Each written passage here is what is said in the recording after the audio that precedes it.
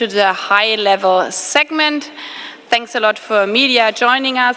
Very warm welcome to our Chancellor of the Republic of Germany and the President of Egypt as the upcoming presidency of the next climate conference, where we're all looking forward to meet each other in Egypt to build our future together in the light of the climate crisis. And I would like to give the word now to the Chancellor of Germany, Olaf Scholz.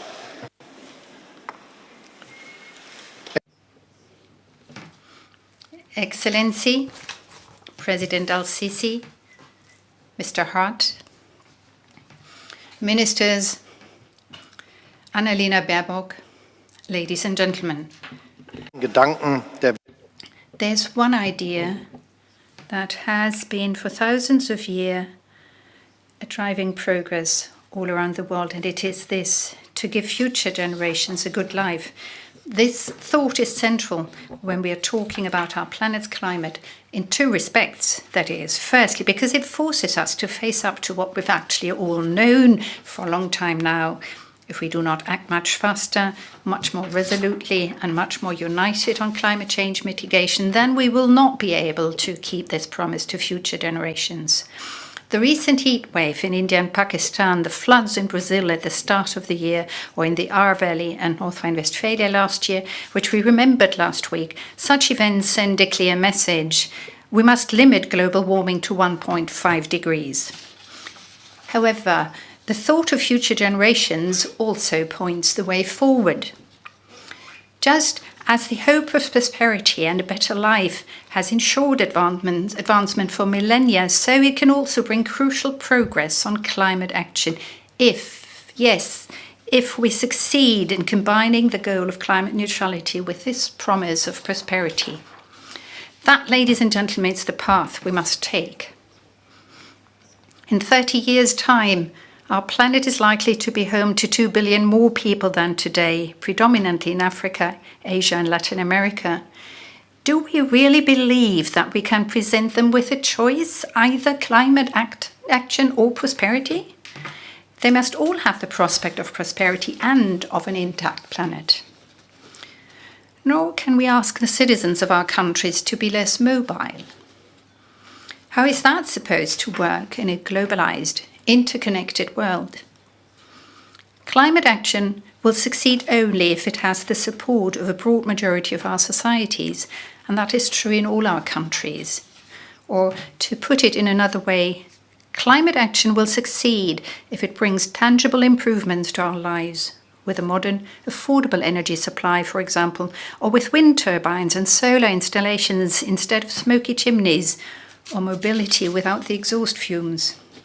One example of how this might be managed comes from Egypt. Your government, Mr. President, is currently building a high-speed rail network that will connect people while protecting the climate. This describes the challenge ahead of us, namely to rev up climate action while at the same time safeguarding and creating prosperity. Here in Germany, back at the beginning of this legislative term, we said that this decade would be the decade of transformation, the decade in which we lay the foundations for a carbon-neutral economy.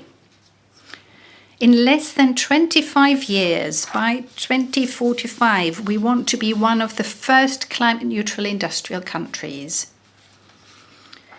Putin's brutal war of aggression against Ukraine, his use of energy as a weapon, rapidly rising energy prices, all this merely reinforces our commitment to that goal. We need to phase out coal, oil and gas, and I'd almost be tempted to say go at it full throttle. So our motto is try and stop us. Because what must not happen is that we slide into a global renaissance of fossil energy and coal in particular. No one can be pleased that the share of coal-fired power generation is rising again, in Germany as well, in response to looming bottlenecks in gas supplies. This makes it all the more important for us to state in no uncertain terms that this is an emergency measure imposed for a very short, limited period of time, and it does not take away from our climate targets. And the same is true of investment in the gas infrastructure. Yes, we temporarily need new LNG capacities so that the lights don't go out in people's homes or in factories and businesses here and in many other countries around the world. Factories, by the way, that often produce the very technologies we need to achieve climate neutrality. However, it is also clear that everything we do today to secure the supply of gas has to be in conformity with our goal of becoming carbon neutral in Germany and worldwide. Specifically, this means not creating any new lasting dependencies on fossil fuels, not here and not in the producer countries. If we launch new energy partnerships today, then it has to be with a clear perspective for the energy transition and the shift to green hydrogen. And not least of all, we are fixing an expiry date for the use of fossil fuels. At the G7 summit in Elmau, we decided to decarbonize the energy sector in our countries as fast as possible by 2035. What this means for Germany is that in 2030, we will be getting 80% of our electricity from renewables. By the same date, we will be producing 50% of heat in a climate neutral manner. These are the targets we have set ourselves. We've set out the course for how to achieve them over the past weeks and months. We've set new targets for expansion, using 2% of our land area for wind power in future, for instance. Approval procedures will be greatly accelerated. Above all, though, we have enshrined one thing in law, and that is from now on the expansion of renewable energies is in the overriding public interest, not only in a political sense, but also in law. In the interest of climate change mitigation, in the interest of an affordable supply of energy, and in the interest of our country's security and energy independence. We regard all this as our contribution to a joint global effort by industrialized countries, developing countries, and emerging economies.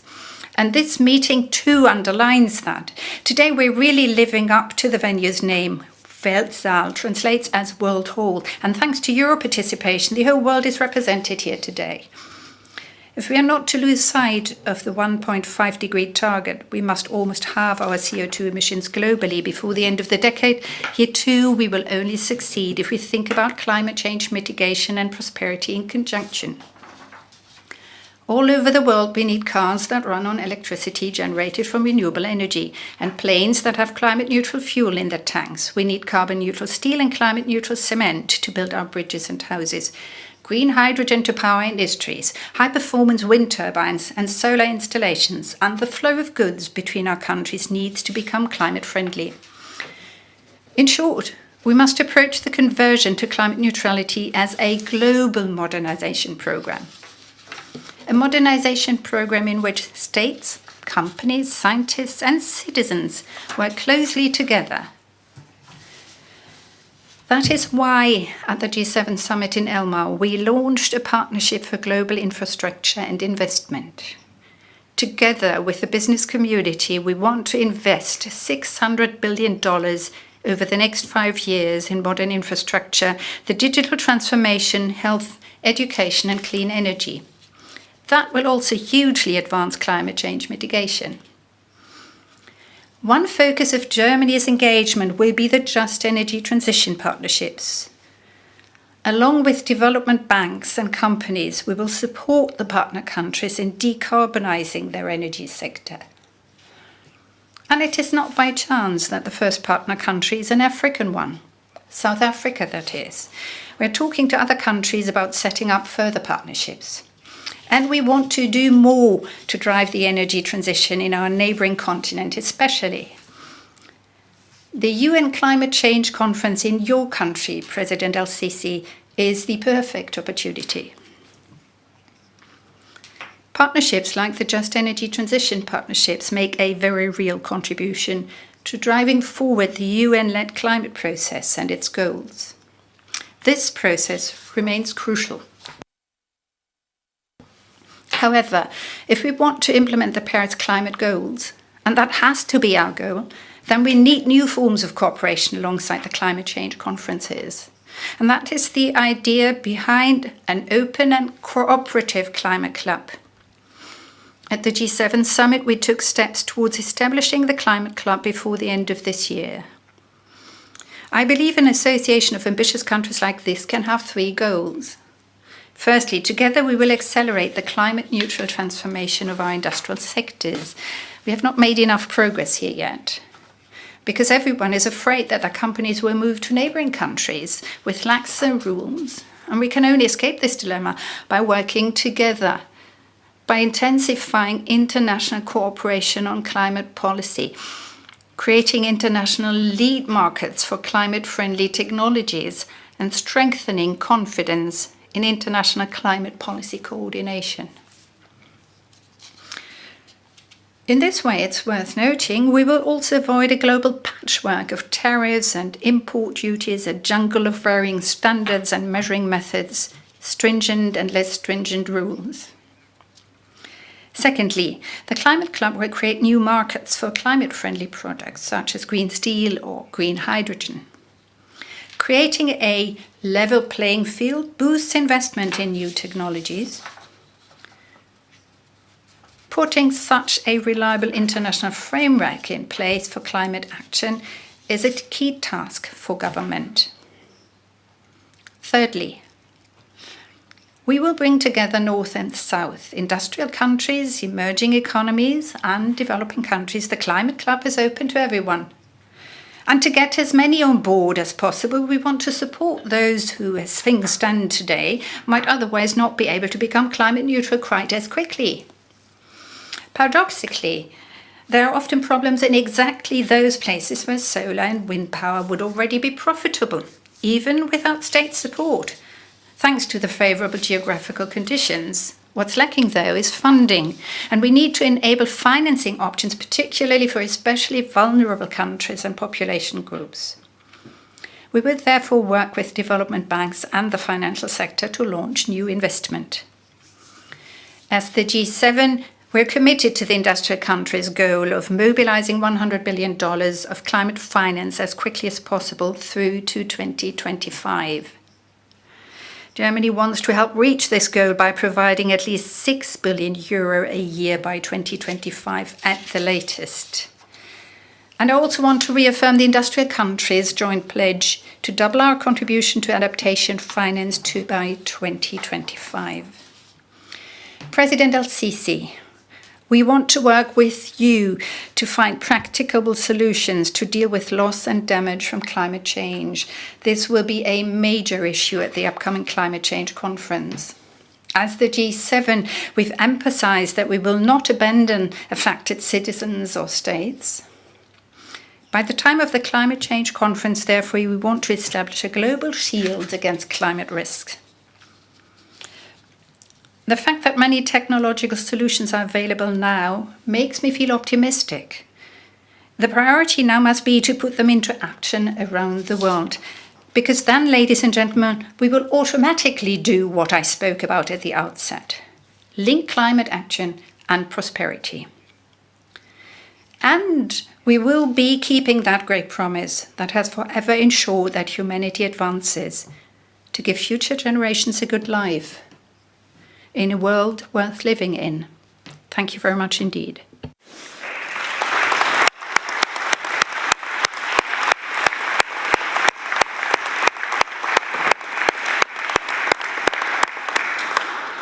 Thank you very much. It's really an honor to have the German Chancellor here at the Petersberger Klimadialog, and the same counts for the President of Egypt, President Al-Sisi. Very warm welcome again to the Foreign Ministry, and thanks for joining us here at the Petersberger Klimadialog high-level segment. The floor is yours.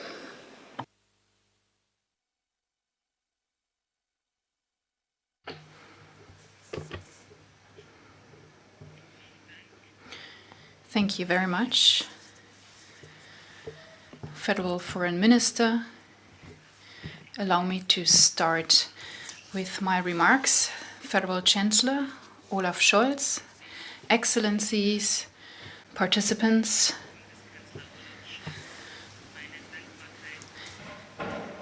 I would like to express my gratitude to German Chancellor Olaf Scholz for convening this meeting, and I would like to highlight the leading role of Germany in fighting climate change and tackling its consequences.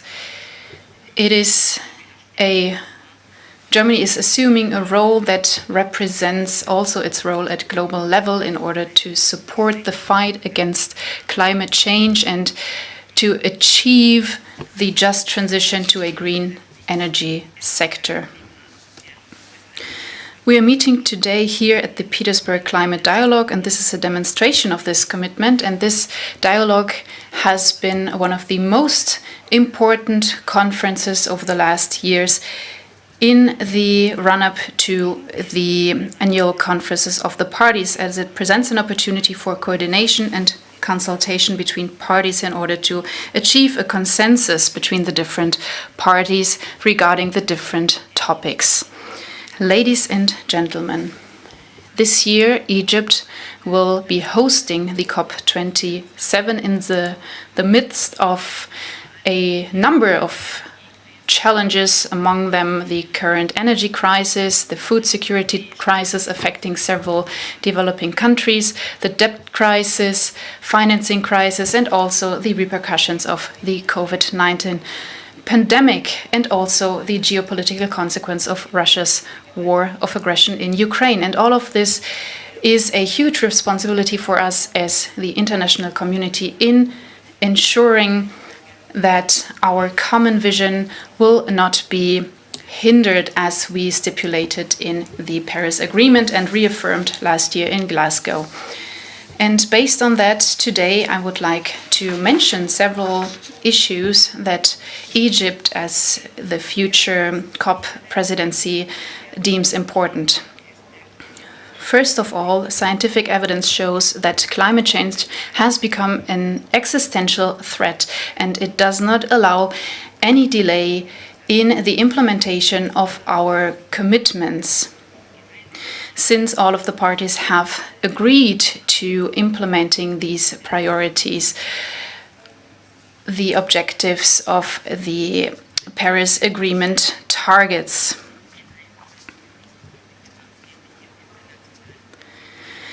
In alignment with the other international treaties and principles.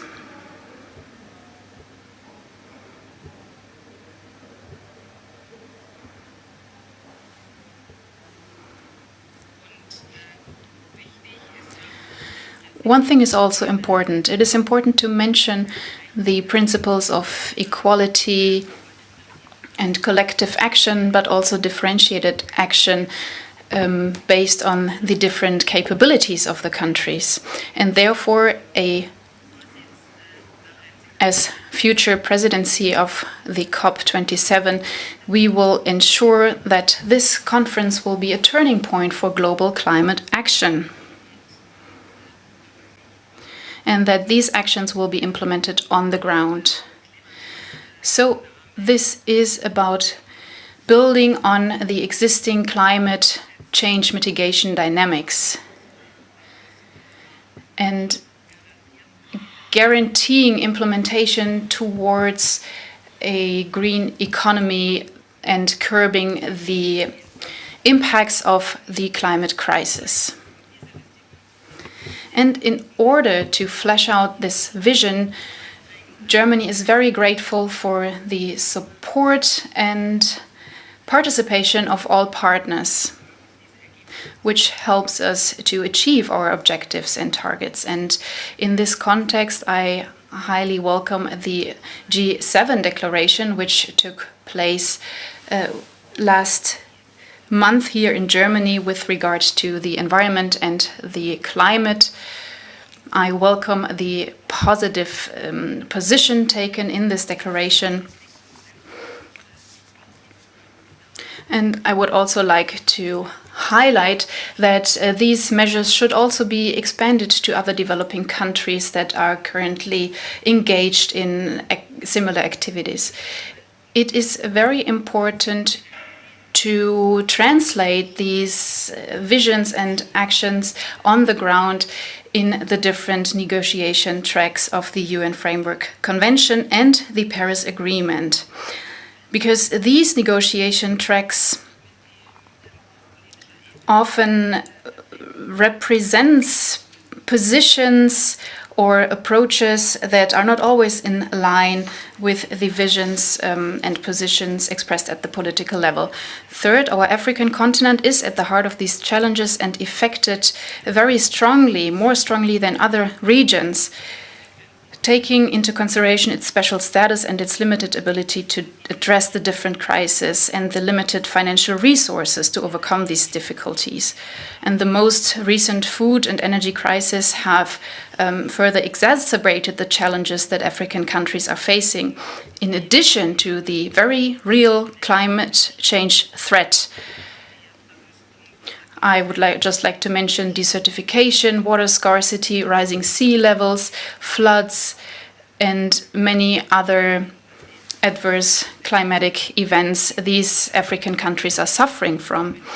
And here I would also like to reaffirm the necessity to make every possible effort to support the African countries and to enable them to make use of their national resources and to achieve an economic development that is in line with the efforts of climate action and protection of the environment through a comprehensive approach taking into consideration national economic and development circumstances of each of these countries. Thanks to their huge territories and their potentials for creating or using renewable resources, the African countries have already taken concrete steps. I'm referring to solar and wind and also green hydrogen. And this also takes into account several industries such as automotive, agriculture, etc. Fourth, at an early stage, Egypt has taken effective steps to adopt a development model that is sustainable,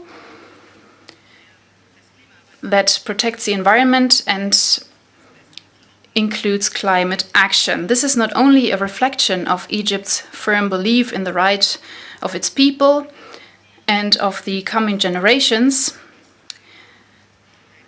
but we are also aware of the potential of a green transition for our economy in very vital sectors. So therefore, Egypt is taking very concrete, tangible steps in the area of renewable energies in order to increase our energy mix. And Egypt is currently drafting a comprehensive hydrogen strategy. We are drafting ambitious plans for electric interconnectivity with neighboring countries. And by doing so, we want to ensure that Egypt becomes a regional hub for renewable energy.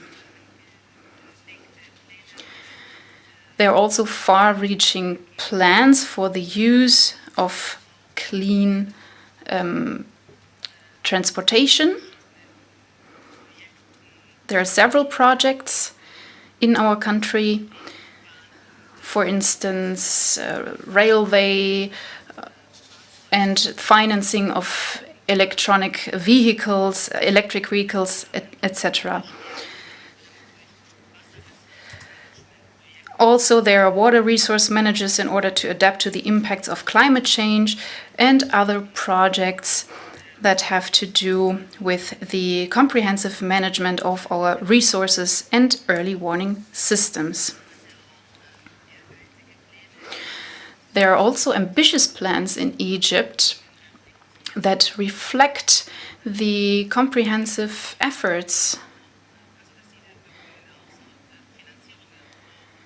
But these efforts require financing. This is indispensable. And for this reason, we need support and partnership with other countries and also international institutions, also financial institutions. And for this reason, I would like to invite all of you to further direct your efforts towards the next COP27. Egypt will do everything in its power, everything in its efforts in order to ensure that this COP will be a successful event.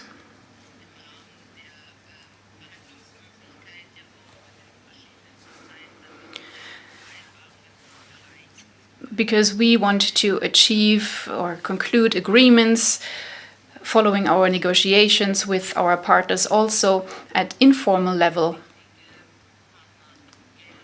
because our partners are valuable partners to us. And for this reason, we will take further initiative and action to engage in dialogue with non-governmental actors and institutions. And we would like to ensure that we find solutions and that we successfully achieve our 1.5-degree target in order to improve our life. Thank you very much.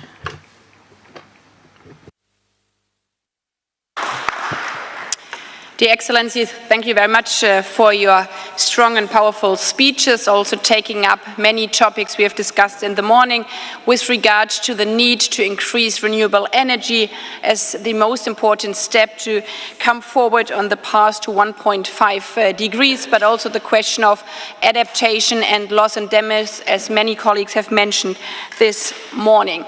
While the photographers are leaving the room, I am now delighted to give the floor to the Secretary General of the United Nations virtually.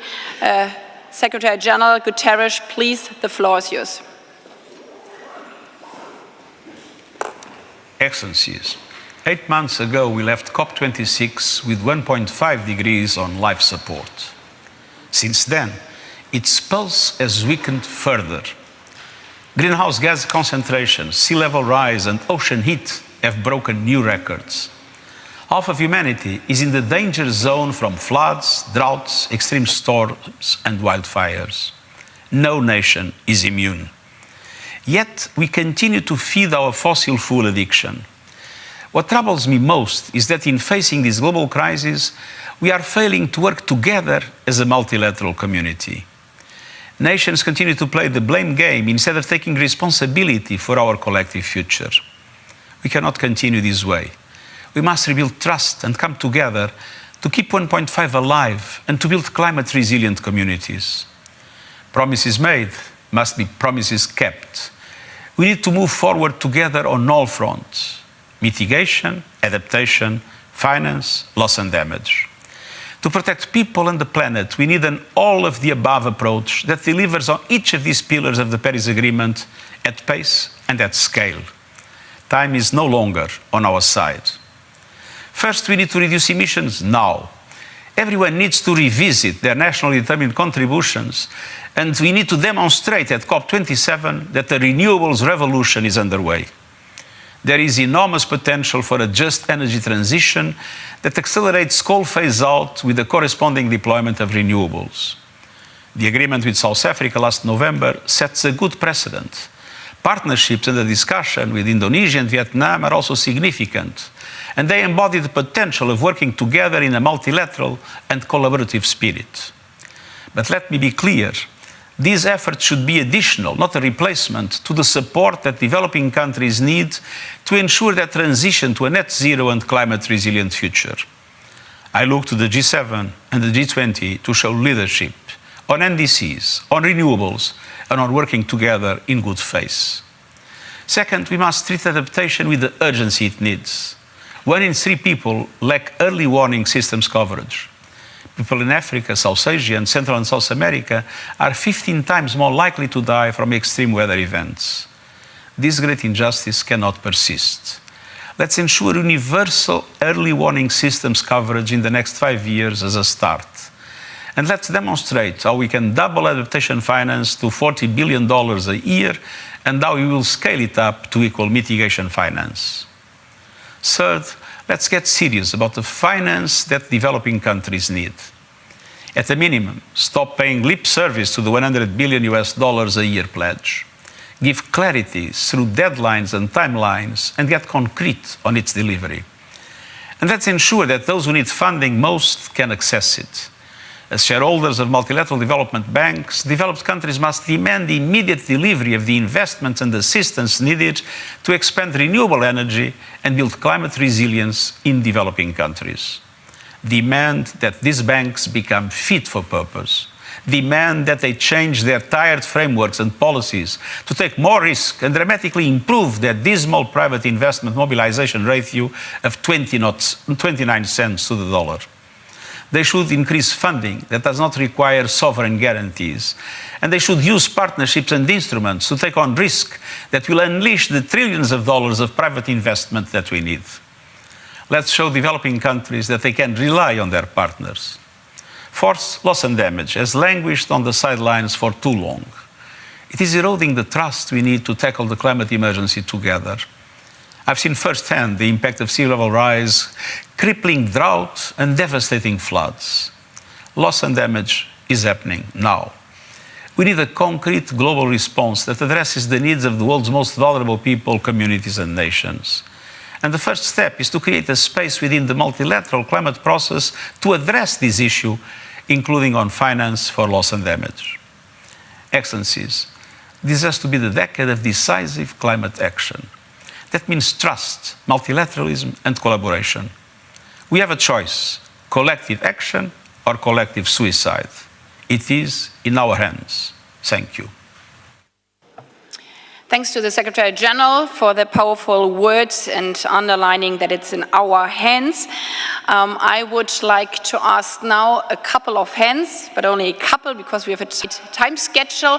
For those of you who would like to ask the question to the Chancellor of Germany or the President of Egypt, with regard, obviously, to the climate conference and our common fight regarding the climate crisis. Who would like to go first?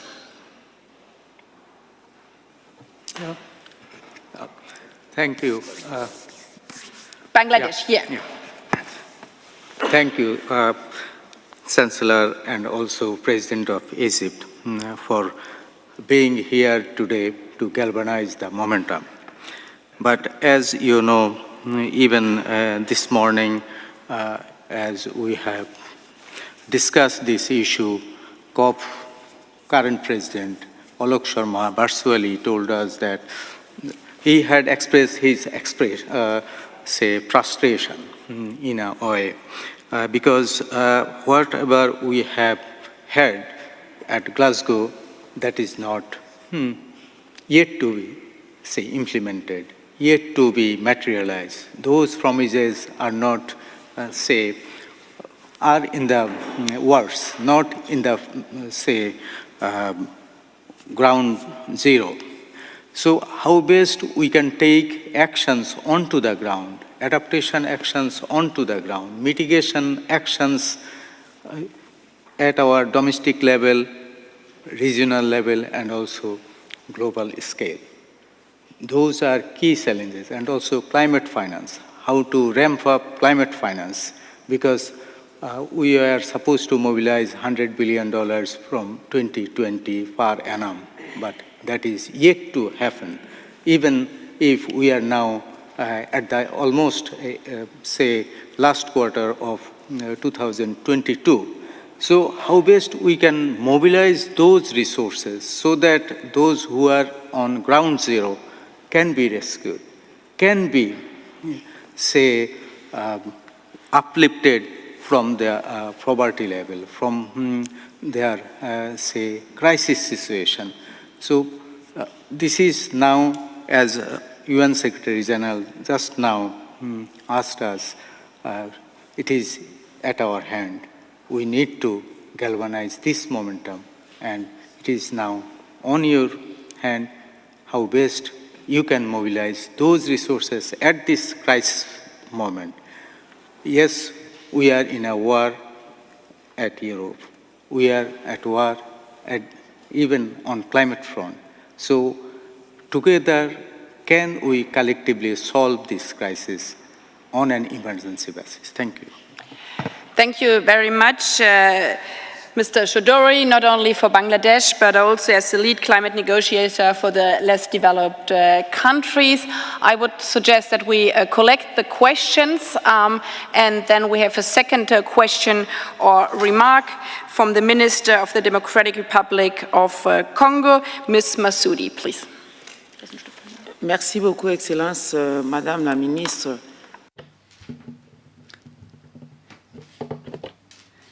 Thank you, Madam Minister, for providing us with the opportunity to ask questions of these two senior personalities. Excellencies, President Al-Sisi, allow me to congratulate you once again and thank you for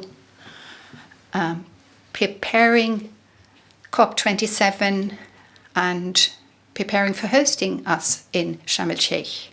And I would also like to thank you for involving the DRC in the preparation of COP27. COP27 is to build on the work and the achievements prepared by the scientific community. We have scientists who have been pointing out to us the high risks that we are confronting these days. And thanks to their effort, we've found solutions to some of the problems we are facing. The conference that will take place in September, the Conference of the Scientific Community, should bring together scientists from all over the world.